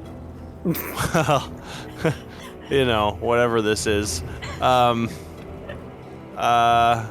Gosh. Always stick with His your original eighth plan plan. was to meet up with the group maybe, or like try to get through this, try to go through this loop. So I think he's gonna try 5, 10, 15, 20, 25, 30, Bad man. 35, 40, 45, 50, 55, 60, and he'll take all those archery attacks and any hand-to-hand attacks he Yep. There's only accrues. 2 of them because the other 2 have to reload. Okay. And lucky you, they rolled a 2 and an 8. So Yay. Let's go. they're not hitting you. So Alan's in the treasure room now, the treasure room and armory. The storage room and armory. This is not like hordes of Whatever. loot. This is like, wing nuts. Same and screws thing. and Yeah. stuff. Whatever. But yeah, you're in the maze of shelves and whatnot now. Okay. Meanwhile, back in the power center, What's controlling the flow of water right now? it's gravity fed. Like it's going through the aqueduct on the ceiling and then falling down towards the ground. Like there's holes in the bottom of the aqueduct that Yeah. water drains out of. I see. And so when it hits here, like it's just pooling up in this room and then cooling these cube It's room evaporating things? almost It's immediately, steam. but yes, it is hitting right onto the cube things and cooling them as well as being turned back into steam. Are the cube things movable? Maybe if you could touch them, they might be, but like they're super duper hot. Can I pull out a nuclear fuel rod by hand? Can I cast Frostbite on one of the spots where the water is dripping through to kind of block the flow? Yeah. Zoth has a mace. Could he use that to try and push one? He can try. So Jeb, you cast Frostbite, and at first it looks like it works, but in a matter of seconds, the residual heat in the room has melted back through the ice that you made. Zoth, you push something with your mace, one of the cubes, and the cube seems to like almost react to the mace, and the mace disintegrates in your hand. Don't touch these cubes. Gray one. Don't you understand what room we're in? Jeez.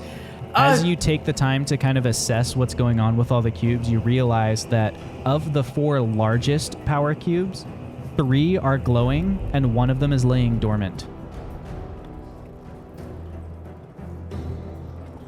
Quick! Pull the auxiliary valve! I point to the goon. What's an auxiliary valve? Which one is the thing? Damn it, it was upstairs! Didn't you see it? Is it labeled? Yes! Okay. And he rushes upstairs. Alright, Soft, we gotta figure this shit out. I don't know how long I can keep this up. I am Good going to for the roll for dormant. what random lever he pulls, just so you know. Hey Zoth, you could block that door shut with your mace. Yeah, I'll. Your half melted mace. Your mace is gone. Yeah. It's gone. Oh, whoops. Sorry. I don't have anything more to block. We could pull off another pipe. So if we break this aqueduct thing, the water's just gonna pour down in here and cool this stuff off anyway. We have to stop the flow. We have to like Like, Zoth, can you, like, lift me up there? Can I get up inside there? Do you have a Are you way? still there? West pokes her head back over the aqueduct. Hey, Fox, do you have a way to make things go boom? Jeb, do we have a way to make things go boom? I mean, I could in an hour. Oh, I well, We don't have it I now. don't think you have an hour. I could zap Then some no. things, but not boom some things. I was just thinking if you could just cave in the hole here in the wall, then the water wouldn't come in through the hole in the wall. I could try something Okay. if you want to stand clear. Yeah, I'll do that. And she gets away from the wall and further into the aqueduct. I'm going to use my last second level slot and cast Guiding Bolt at second level at the spot. Okay. You cast Guiding Bolt at second level at the spot. So it's going to be 5d6 damage. Oh yeah, radiant. that's enough. Okay. That just crushes it and it falls and the water flow stops. Hey, that worked out pretty think good. you should probably go now, Elaine's voice Yeah, says let's in go. the back of your head. Time to leave. I'm gonna run up the stairs. Let's go. What about No, Alan? no, we're going this way. We're going this way. All right, I yell through the door. You pulled the right lever. Go get Manera. Just forget the dude. What are you doing? What about Sure Alan, doesn't guys? follow us. Fuck. Alan was This way. walking And upstairs. Jeb runs towards the storage. Okay. We gotta go find Alan. Yeah, you run into the storage facility just as Owlin is also in the storage facility, kind of like a head ducked, just plowing through shelves, knocking over organizational things, running into the room. Don't let And Alan in the Now chiming you're in up. there. Can I lift the shotgun off of this artificer? Yeah, sure. Nice. Does Alan see I walk everybody? up to, Yeah, everyone sees everybody. Yeah. They're only, just so you know, they're only double barreled, so there's only one shell left in it. that's fine. Don't go back there. Lots of bad guys. Yeah, we need to go out this way, and Jeb points to the north. All You're right. right, Jeb. Alrighty. Like, right? I mean, if we go back, we're going back to where the aboleths were, right? True. Is that how? Is You're that not how we need wrong. to get out? Do we need to go all Let's the way go. back that Let's way, or go. are we finding a Let's back go. door? Let's Already go. did right. I'm already going north. Okay. You bust out into the assembly line and manufacturing floor, and everything's a little crazy. You see a little. legions of these robot automaton things. They've formed ranks, and the front ranks are taking a knee and holding spear points out in front of them, and then behind them there are another line of the automatons, and they're holding up sort of a variation on the shotgun that you found. It's longer, and it's got like a weird kind of like a bolt sticking out the back of it, and each of them is aiming down the lines of those, but nobody fires or anything like that at the moment. The room is actually kind of quiet. The assembly part of the process is still running, but you're surprised to see how quiet those machines are. And then you see a couple things happening at once that tip the chaos into action, right? The room is full of potential energy that becomes kinetic energy in a combination of boons and banes. The first thing that you notice happening is you hear reverberating through the chamber. So from the left side on the west wall, there's the exit towards where the automatons are stored, and then on the far end of this facility on the west wall, there is an exit into a loading dock, which you can now see. So that loading dock presumably would be your way out to safety. You hear reverberating around all of that space a loud of an engine roaring. Oh my god. You also see from the window above you, you see Mavira leap through the glass holding a burning sword and a frostblade sword as she slices through the windows of the observation deck and lands in front of the four of you, but still behind the legions of soldiers. Yes? And is it time for me to do things, or is like more stuff gonna happen? There are a couple more things that are about to happen. Okay. I will wait, but Jeb is like doing the little math lady symbols in front of her head, and he's like, okay, plan time, and Okay. he's got something that he wants to do. Cool. So she lands behind the assembly of automatons, and she holds her blades in an X in front of her, and behind her, the private security goons who were out like protecting this floor kind of form up into a wing of specialists. And then behind them, you hear a chilling voice as the aboleth projects its image into the room. You think you've changed anything? You think that your efforts here have borne fruit? Do you not know that I am the god from before there were gods? Do you not know the pathetic waste of space that you are? Do you not realize that you've done me a great favor? They've displaced the scepter. Seize it. And then all of the automatons begin firing. What's Jeb's thing that he's about to do? Well, that changes some stuff, but he's gonna slowly like hand out the potion of superior healing to Alan. Okay. And then he was going to try and throw the iron bands of Bolero at Mevira. Ooh, that's cool. How much healing does a Ooh, we superior got a healing boon. potion go? Yo. Oh, sorry, it was a 44 plus 4, I greater. think. 44 plus 4 for the greater, yeah, that's Yep. what it is. About to get firing squad executed. We got a boon though. Maybe they all misfire. Yeah, well, I don't think your boon is going to be that good. However, you do get a boon, and it's something. From the power room where you diverted the flow of water, you hear a commotion begin to build.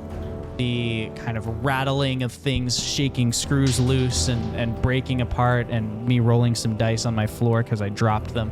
You hear all of made these the rattlings screws loose and- thing sound really good though. Yeah, it was super in character for the screws. And the room begins kind of heating and vibrating, and a lot of the automatons look over there thinking there's a threat in that room. And they do, because there is. As the room explodes, you see that West, who had trapped herself in the room when the aqueduct was closed, has collapsed the aqueduct itself onto the power center, setting all of the unstable machinery to explode, combusting outwards, shredding through the entire eastern wing of the legions with shrapnel. West herself is thrown into the room by the explosion, still screaming bloody fury, shredding herself with the shrapnel. Ooh. As her blades begin to arc sideways in that same corkscrew motion that she used in the water to just tear into the rest of this eastern line of machinery. She can't walk or swim or move on this floor, and yet she has somehow managed to slice the weapons off of several of the automatons and is now raising them and firing into the line from the other side, covered in blood and scars and shredded, and her armor, the like brass netting armor, is beginning to tear off of her as she just leans into this fight and begins really tearing into the side of the line. This throws them into absolute disarray. This assembly line of robots has just totally lost its sense of what's going on. And at that very moment, a raiding party of 4 beings just rushes into the room, led in one of the cipher trucks, zooms into the room, and at their head you can see you can see Mr. Prophecy is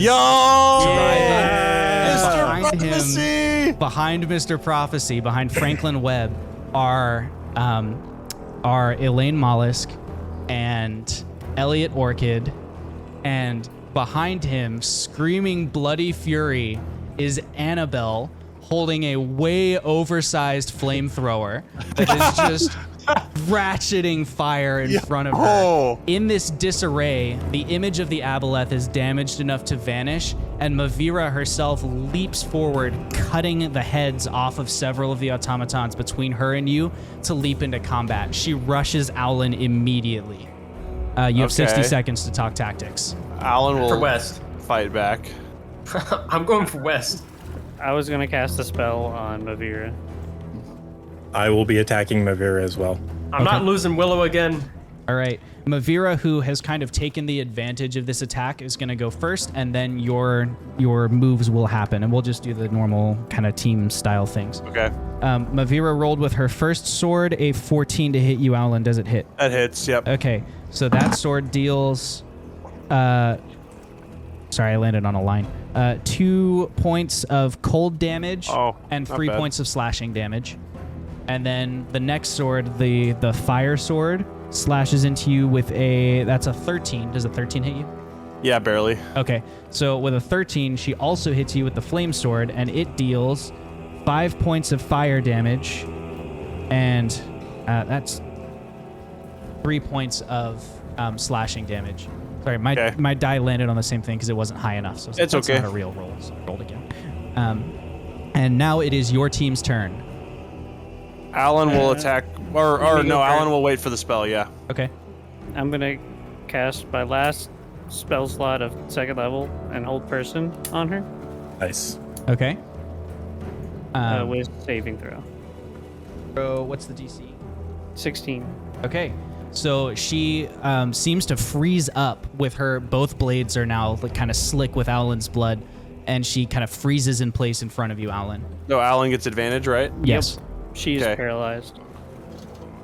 Good. And Thank then goodness Zoth for the is advantage. gonna move towards Fox and West and Okay. ready to go. Nat 20. Heyo, nat 20 to hit. Let's see if it's confirmed. Not confirmed. Okay. Oh.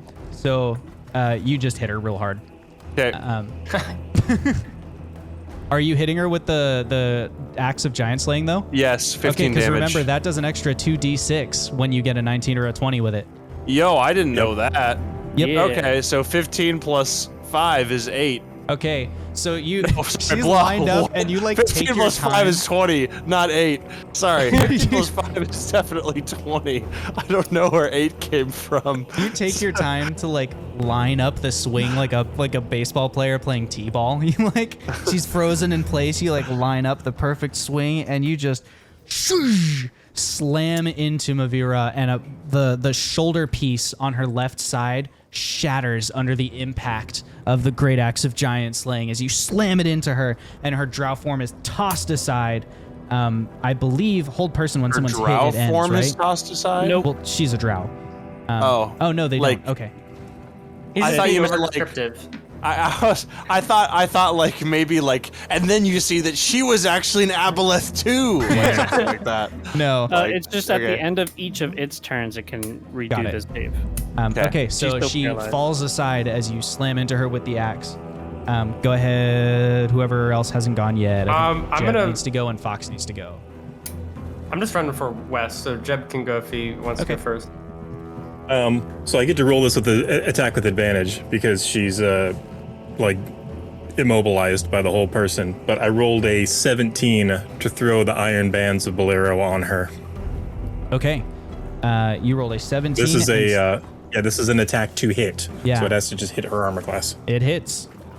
The paralyzed fallen woman. You were able to hit her. Like she doesn't have a whole lot of dexterity to work with when she's frozen in place. Fair enough. So as you throw the 3-inch iron sphere, it just whoosh, kind of expands into this massive, rusty iron kind of restraint, wraps around her, and then cinches tight against her body, pinning her arms and her great swords in place. Owlin, let's bring her with us. Oh, The mad lad. Alan is ready for the next turn to pick her up and attempt to get her on the cipher truck. Okay, with it being the Cybertruck. end of the round and her Oh, being knocked aside. Oh yeah, go ahead, Fox. How far is west? West is a dash action away. I dash. Yep, you make it to her, but you are significantly further from the group now. Something like this. Use your rope. And now that's where you are. She's still like, she hasn't looked at you or acknowledged you at all. She's still firing automatic weapons, or not automatic weapons, hunting rifles into the like line of here. I'll assist. Okay. So you just also pick up some severed weapons and begin firing them into the line of robots. Roll a d10 to figure out how many of them you get through. A D10 of all things. Oh. That's an 8. All right. She rolled a 6. So between the two of you, 14 more robots fall down to the ground. And the rest of the robots, now not having to worry about Mavira being in the way, are going to roll to try and hit Owlin and Jeb. Owlin, they missed. That makes sense in the tumult. Okay, Jeb, they missed with a nat 1. Some of them shoot each other. And he's short. yeah, he's short. I mean, it's tough, it's tough to be a robot. It's hard out there But- for a robot. Does one of the bullets go through his hat? Ooh, I'm gonna roll percentile. Jeb, do we need more or higher or lower than 50? He's short, so you want to aim low. Okay, so if they get lower than 50, they hit your hat. Yep. Okay. 32. Dang. Ooh. So That's good. There's a bullet Not hole the through his hat. hat now. No, but it's neat looking. It's epic. It's epic. The girls will love it. Yeah, exactly. Ladies love it. We're gonna bob back over to the scene because so okay, so everyone has finished their turns. It's the end of a turn, so Mavira is gonna try and break out of her paralysis. Aw, dude. Yeah. She breaks the spell. No. But does she break out of the binds? She begins She shouldn't have an action to. flexing That's and true. stretching like she's trying to get out, but the restraints hold her for now. And that brings us to 60 seconds for you to talk tactics. And while you talk about your tactics, I'm just going to say, welcome, Sir T-Step Stream. We're so glad you're here. Okay, go ahead and talk about your tactics. I was gonna heal West and see if we can get her to some water as quickly as possible. Help Fox. I'm straight up just dragging her to the cyber truck. I Yep. know what it actually is, but after hearing Jake almost call it Cybertruck, that's all stuck in my head now. Cypher. Cypher. Adventurers, we are leaving. We Yeah. are leaving. Yeah. Alan's gonna try to pick up, what's her face? Mavira, and take her Okay. to the cipher truck. You No, can pick call up. her what's her face. That would be more demeaning. What's her face? Okay. Well, it's the top of the round, and that means we get an update on the progress of the cipher trucks. So there's the cipher truck that Jeb summoned from Elaine Mollusk's estate. That cipher truck is empty, and it goes careening through the line of robots to pull up to a clean stop right in front of Jebediah Peppermint and Alan Woodrear. And Let's go. consequently, like unintentionally blocking them from the line of fire for the moment. Good stuff. Mavira is going to get one more attempt to get out of her bonds. Mavira does not get, unless there's some special DM stuff, but this item says that if you fail the attempt, you cannot make another attempt for 24 hours. Ooh. Oh, you're right. It is- She can't it's make an not attempt a- for 24 hours. She's stuck. Yeah. Okay. It's not an end of the turn Got or it. end of the round Yeah, thing. well then she's Let's stuck. go. She's stuck. We got Mavira.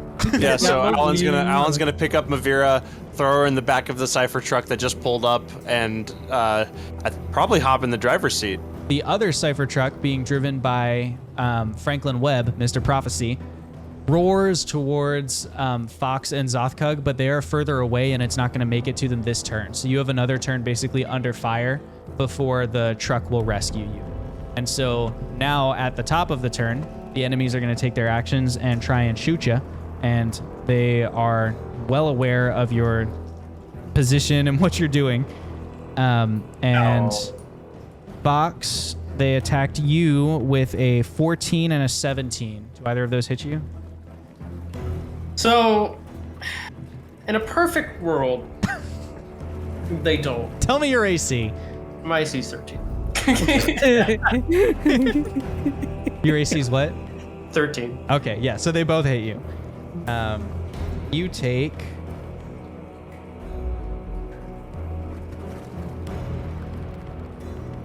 Take 18 points of damage. No, As whoa. they... just the legions of robots are firing their rifles at you. I think you mispronounced 0. No, I didn't. horrifically wrong. There's also the rest of Mavira's kind of security wing. They are rushing towards the cipher truck to try and impede its progress. Belly just casted Cure Wounds on you, Fox. Yay. Hey, chat's curing Fox's wounds. So wait, I got a question then. Yeah. Because 18 would have put me exactly at 0 health points. Okay. So does that mean Cure Wounds wakes me back or stops me from passing out? Yes. Okay. So if you're at 0, then it brings you back. Like you're awake and you get whatever the hit points are added to you. Right. Yeah. Which is, I believe, a D8 plus 3. Yeah, 1d8 plus 3. Yes. Okay. The others, like I said, are moving to try and intercept the cipher truck that Owlin is now driving. That they're on a course to intercept you next round. So if no one does anything to them, the next round they're going to intercept the truck and try something to stop its passage. The robots? The Mavira's people, the wing of private security goons. The robots are all after Fox and Zoth and West right now. Got it. Okay. Well, is it back to our turn now? It's your guys' round. Okay. I mean, if Jeb and Owl, if Jeb's on the truck, right? Yeah. Yep. Okay, Alan's just gonna try to like careen through people and get out. Like, Oh yeah, that's a good move. Yep. Okay. Just get away. Yep. Yeah. You do Master Chief and the Warthog. Exactly. That's what I was imagining when the other group came in with guns ablazing. That was sick. it. Roll a d20. Okay. This is to determine how many robots you break on the way out. Like it's gonna work. It's a truck. Only Zoth 5, just sadly. groups up with Fox and West. You're still trying not to like scratch up this brand new cipher truck. Like this Yeah. isn't yours. You don't own it. Yeah. Fox and Zoth, how are you gonna get West to the truck for extraction? Zoth, Carry. I need you to carry West. I'll cover you. And I'm gonna start dual wielding whatever's left on the ground. Sure. You find some pistols. So you can James Bond your way out. Oh, also on my turn. Yeah. Where is that? Okay. So I'm using my channel divinity, which is something I also haven't done yet. As an action, it's called Balm of Peace. As an action, you can move up to your speed without provoking opportunity attacks, and when you move within 5 feet of any other creature during this action, you can restore 2d6 plus 5 hit points to that creature. The creature can receive this healing only once whenever you take this action. Cool. So, You cast Channel Divinity, and the spell works, but there is no divinity in it. Like you can feel like there's no connection to Kelnor like there normally is. Dang. So it doesn't work. No, it works. The spell works, the effect works, but you are not connected to Kelnor the way that you want to be. So I think it's one creature. You move within of any other creature, or would that apply to West and Fox since they're two separate creatures? I would say pick one, right? Because it says it only affects one creature. It says you can move up to with a. And when you move within 5 feet of any other creature during this action, you can store 2d6 plus 5 hit points to that creature. Okay, then yeah, give it to them both. But it can only do it. You can only do it to like. They can only you use can't, it like, once. Yeah, you can't like walk up to someone, move back, walk up to them again. Yeah. They can only get it once every time I use it. Yep, so yep. they- Roll for Fox. I'm rolling for West. Okay.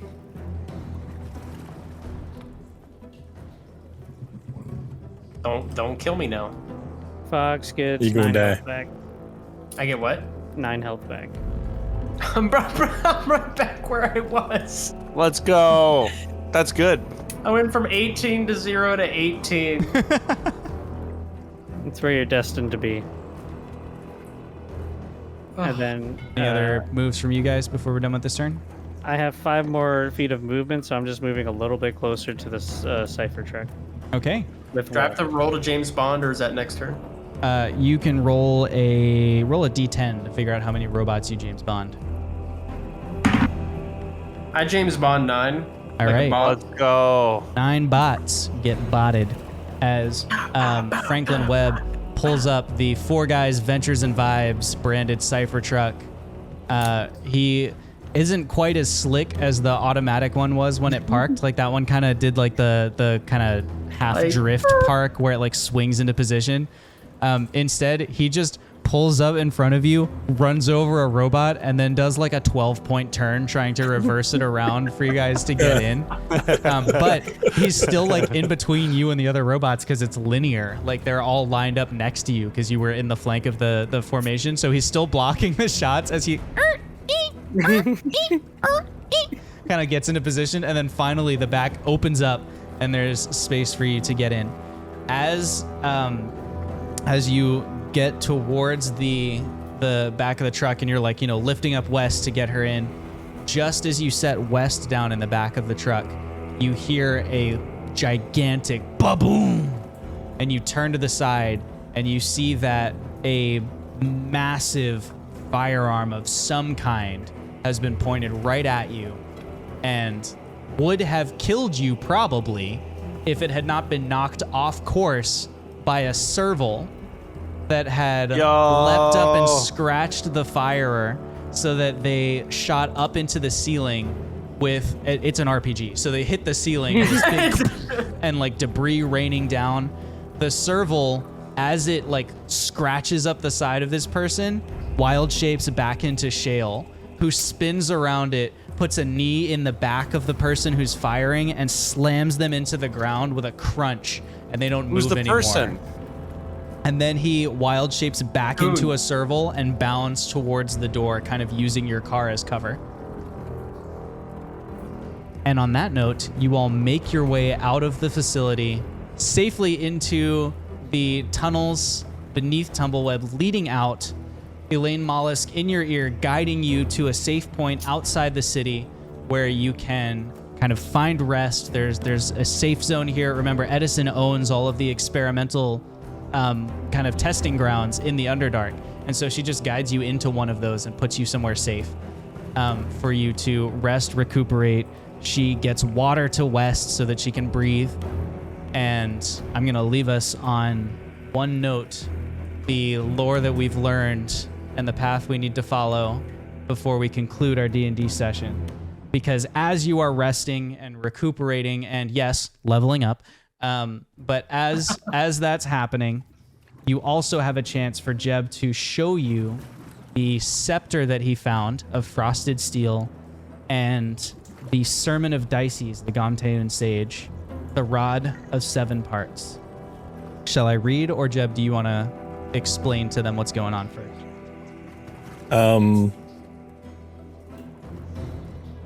Yeah, let's talk about the rod first, and then we can do the lore thing. Okay.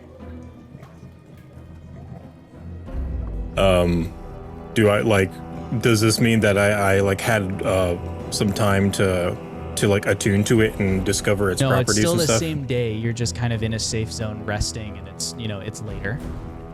Okay. I don't know if this item operates differently, but typically when you have a magic item that you can attune to, if you spend an hour with it, you understand its properties. This one requires you to complete 3 challenges. Gotcha. Okay. I show the guys there were some people not there when Jeb had jumped into the ethereal plane. Right. So he's gonna reiterate, everything that he saw and the prophecy that the elvish guy told him, and how he and Zoth were able to get the stuff out of the storage, and that the Abelisks were hiding this, and that, I don't know, maybe they were just trying to scare me or scare us, saying that you think you did anything, whatever. Haha. Yeah. Well, we sure showed them, and we have this to show for it. And he holds the rod up, and we have the lore, the information that Shale was talking about. Zoth's got that in a box. your box of lore. I pull out the box. You've got a box of lore. Box of lore. All right. You pull out the Rod of Seven Parts, a sermon of Dices the Gomtean sage. 72 eons have there been, and we now reside in the 73rd. But common to all have been the divine, the arcane, and the ancients. The most fearsome of these, the ancients, do worse than demand obeisance, as the most detestable of the divine might. Nor do they bother binding things together as the arcane winds do. The ancients expect to rule. They do not hesitate to use their powers as they see fit, because they believe rulership is their due. It was the ancients who, furious at the minds and hearts of mortals who preferred allying themselves with gods, magic, or nothing, destroyed the material existence within which they dwelled, and so concluded the first eon. The gods worked together to form a new existence, used their power to banish the ancients to the elemental chaos and the astral seas beyond, but eventually, the ancients always returned. Gods rose and fell, but the ancients, who do not die as others do, persisted with memories inscribed as if by fire with all that has befallen them from time immemorial. At the beginning of this 73rd eon, Gomteus and Zenir, gods of chaos and order, came together to form a new reality with a plan to once and for all bar the ancients from entry. Together, these two entities formed the remnant dust of the 72nd eon into the tool with which they would craft a new, safe home for all things. They created a staff of immeasurable power. Piece by piece, they took the essence of what had been and crafted with it a section of the scepter that set the 73rd eon in motion. 7 pieces there were, formed from the 7 essential threads of being. The first 3 of these were shaped by Zenir, god of order, and of the stars. The first segment represented all that was benevolent and honorable of the kings of 72 past eons. Zenir formed it into a scepter of brightest gold, never to fade or smudge, that its bearer may nobly defend those of lesser stature by harnessing its power, if the bearer be strong enough to carry such responsibility. The next segment represented all the logistical cunning and judicial acuity of the kings of 72 past eons. Zenir formed it into a scepter of frosted iron that could enlighten its bearer with the wisdom of the ancients, if the bearer possessed the capacity to understand all that was held within. The third segment represented all accumulated wealth and power of the kings of 72 past eons. Zenir shaped this scepter of blackest obsidian, with a rearing dragon at its head, serving as a warning to those who would risk binding it to their hearts. This too could be tamed, if the bearer of the scepter be wise enough to tame the self-servience of all those rulers who came before. The next 3 segments of the staff were shaped by Gomteus, god of chaos and of the moon. The 4th segment represented the hardiness of mortal beings, resilience in the face of trial, and adaptability in the face of impossibility.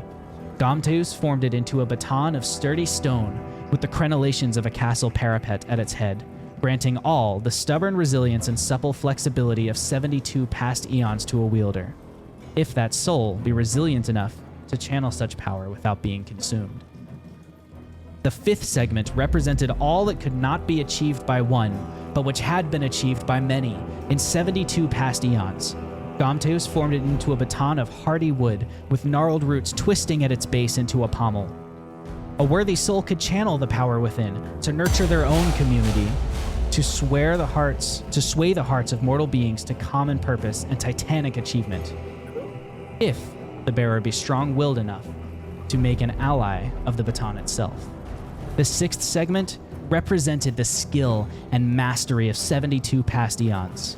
Gomteus formed it into a baton of carven ivory, whose runes adapt to train the wielder for the skill they need most, if, that is, the bearer be dexterous enough to wield the baton at all.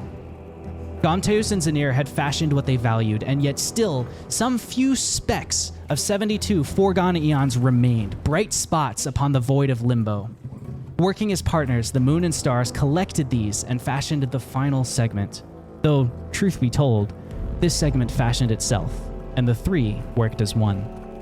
This final, 7th segment became a spearhead of shining mithril, a full shin in length, same as the others. It carried within the luck and chance of 72 eons, that a wielder might pluck the very lute strings of fate as she plays, if the wielder be lucky enough to carry the spearhead at all.